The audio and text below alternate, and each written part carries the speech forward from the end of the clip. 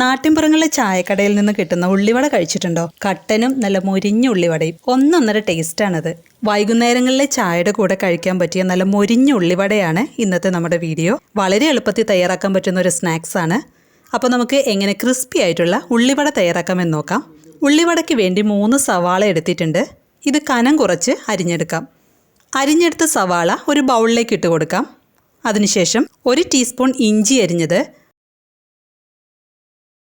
പച്ചമുളക് അരിഞ്ഞത്, 2 തണ്ട് കറിവേപ്പില ചെറുതാക്കി അരിഞ്ഞത്, 1/2 ടീസ്പൂൺ മുളക് പൊടി, 2 പിഞ്ച് കായത്തിൻ്റെ പൊടി, 1/4 ടീസ്പൂൺ പെരിഞ്ജീരകം ചതച്ചത്, ആവശ്യത്തിന് ഉപ്പ്. ഇതെല്ലാം ബൗളിലേക്ക് ഇട്ട് കൈ വെച്ച് നല്ല പോലെ തിരുമ്മിയെടുക്കണം. അപ്പോൾ സവാള നല്ല സോഫ്റ്റായി വരും. ഇതൊരു 10 മിനിറ്റ് റെസ്റ്റ് ചെയ്യാൻ വെക്കാം. കുറച്ച് കഴിയുമ്പോൾ സവാളയിൽ നിന്നും വെള്ളം ഊറി വരും. ഇതിലേക്ക് വേറെ വെള്ളം നമ്മൾ ചേർക്കില്ല. സവാളയിൽ നിന്നും വരുന്ന വെള്ളത്തിലാണ് നമ്മൾ പൊടികൾ ചേർത്ത് മിക്സ് ചെയ്യുന്നത്. ഇനി ഇതിലേക്ക് വേണ്ട പൊടികൾ നമുക്ക് എടുത്തു വെക്കാം. 3 ടേബിൾ സ്പൂൺ കടലമാവ്, 3 ടേബിൾ സ്പൂൺ മൈദ, 1 ടേബിൾ സ്പൂൺ വറുത്ത നല്ല നൈസായിട്ടുള്ള അരിപ്പൊടി. ഇതെല്ലാം ഒരു ബൗളിലേക്ക് ഇട്ട് നല്ല പോലെ മിക്സ് ചെയ്യണം. ഇപ്പോൾ സവാളയിൽ നിന്നും വെള്ളം ഊറി വന്നിട്ടുണ്ട്. നേരത്തെ എടുത്തു വെച്ച പൊടികൾ കുറേശ്ശെയായിട്ടിട്ട് കുഴച്ചെടുക്കാം. ഒട്ടും വെള്ളം ചേർക്കരുത്. അതുപോലെ പൊടികൾ കൂടിപ്പോകരുത്. പൊടി കൂടിപ്പോയാൽ കുറച്ച് കട്ടിയായി പോകും നമ്മുടെ ഉള്ളിവട. അപ്പോൾ നമുക്ക് ക്രിസ്പി കിട്ടില്ല. സവാള അരിഞ്ഞതിന് ശേഷം കൂടുതൽ നേരം വെക്കരുത്. കൂടുതൽ വെള്ളം വന്ന് കുഴഞ്ഞു പോകും. മാവ് അധികം അയഞ്ഞു പോകരുത്. ഉള്ളിവടയ്ക്കുള്ള സവാള മാവിൽ കോട്ടായി റെഡിയായിട്ടുണ്ട്.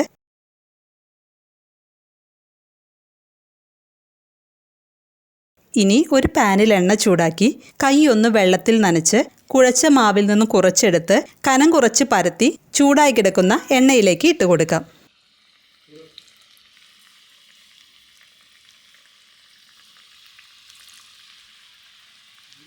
ഒരു സൈഡായി കഴിയുമ്പോൾ മറിച്ചിട്ട് കൊടുക്കാം.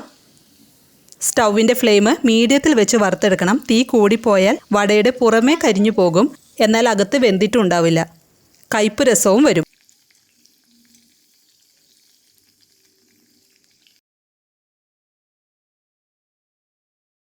രണ്ട് സൈഡും ഗോൾഡൻ ബ്രൗൺ കളർ ആവുമ്പോൾ എണ്ണയിൽ നിന്നും കോരി ടിഷ്യൂ പേപ്പറിലേക്കോ കിച്ചൺ ടവലിലേക്കോ മാറ്റാം.